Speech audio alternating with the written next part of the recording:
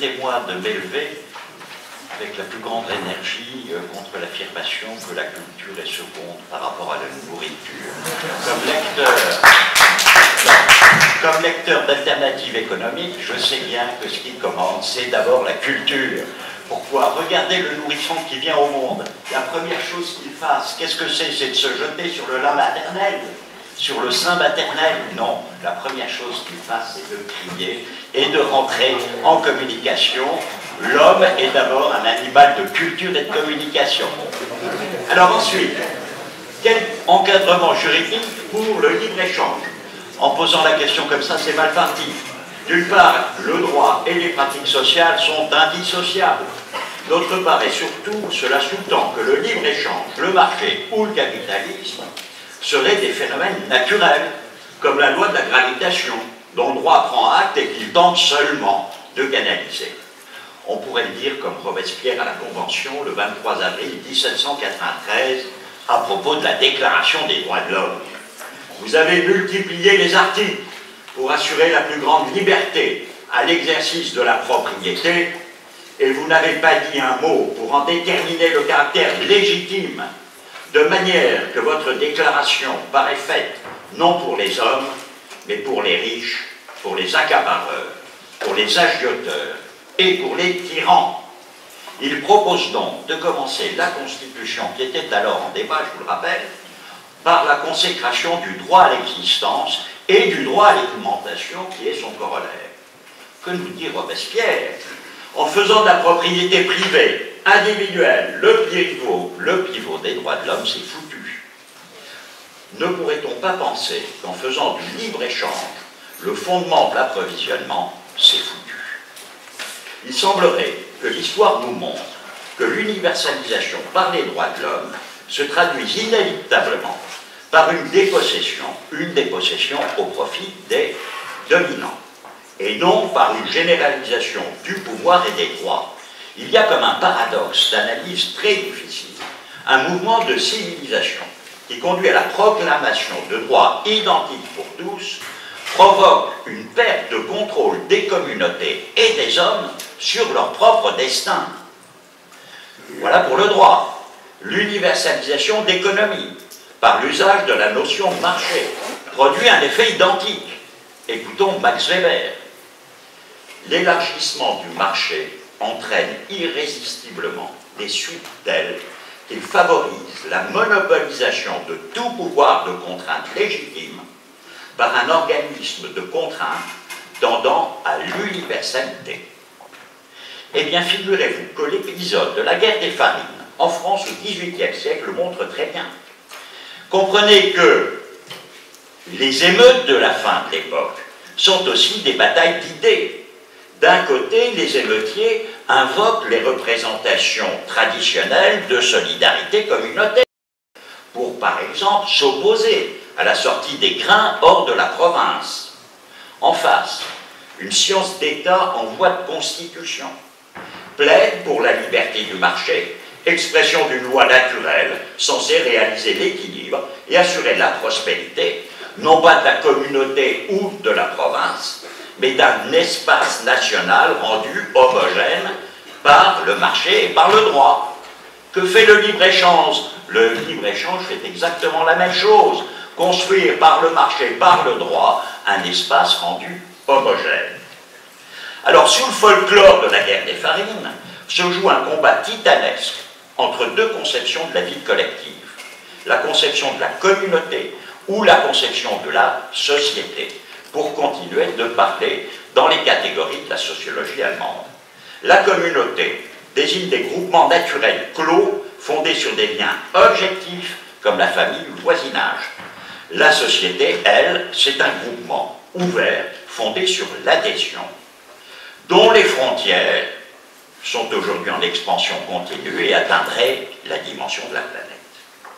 La défaite de la tradition en France, pas encore en Afrique, pas encore au Bénin, la défaite de la tradition en France se traduit par la désagrégation des liens communautaires, le sentiment d'une rationalisation générale de la vie, Weber parlait de désenchantement du monde, l'effondrement des formes de solidarité, le développement d'une mentalité utilitariste.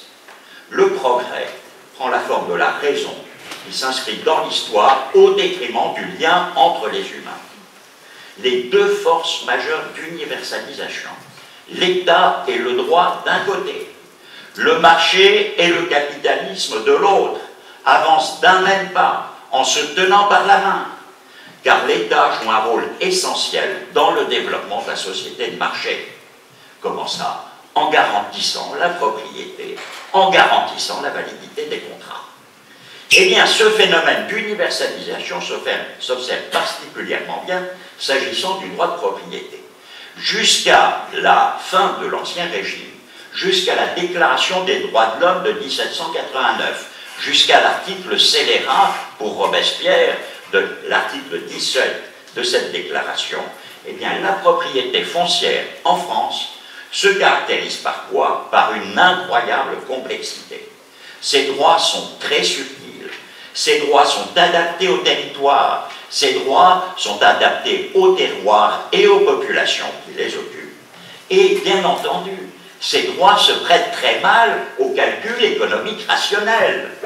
De plus, ce sont des espaces de liberté politique, ce sont des espaces de gestion décentralisée. Autrement dit, ils entravent le marché.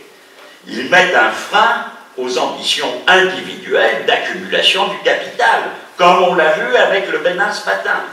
Mais ils nuisent aussi au projet d'unification du territoire sous une houlette politique unique.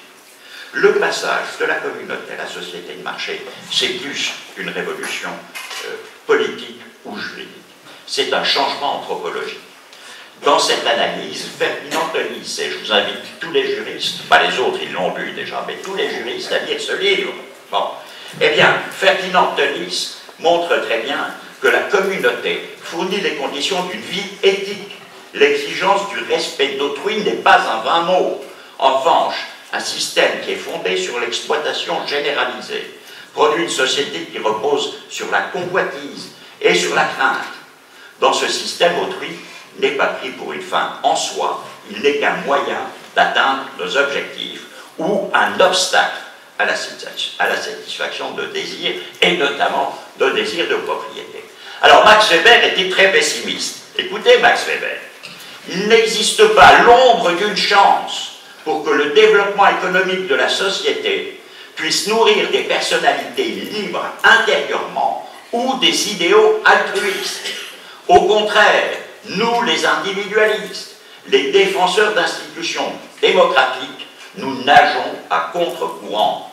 Il n'existe aucune affinité entre le capitalisme avancé et la démocratie ou la liberté. Eh bien, comment se fait-il que le droit, particulièrement dans son versant droit de l'homme, ait été un facteur aussi puissant de cette évolution qui conduit à l'inégalité, et j'ose le mot, à l'injustice, parce que même François Collard du Tilleul, qui a essayé de nous convaincre de l'importance du droit, n'a jamais prononcé le mot de justice. Eh bien, peut-être que là encore, l'histoire pourrait nous fournir une piste.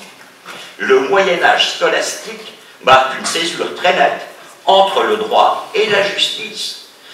Pourquoi? Parce que la justice relève des fins suprêmes. C'est un rapport à Dieu. Et qui s'occupe du rapport à Dieu dans cette société? Ce sont les théologiens, bien sûr. Bon, eh bien, le juriste, il va se cantonner au droit, la science de la norme. Et donc, quel est l'avantage? C'est qu'il se développe à l'égard des points sensibles. Il n'a jamais produit d'hérésie, un juriste. Il n'a jamais brûlé sur un bûcher.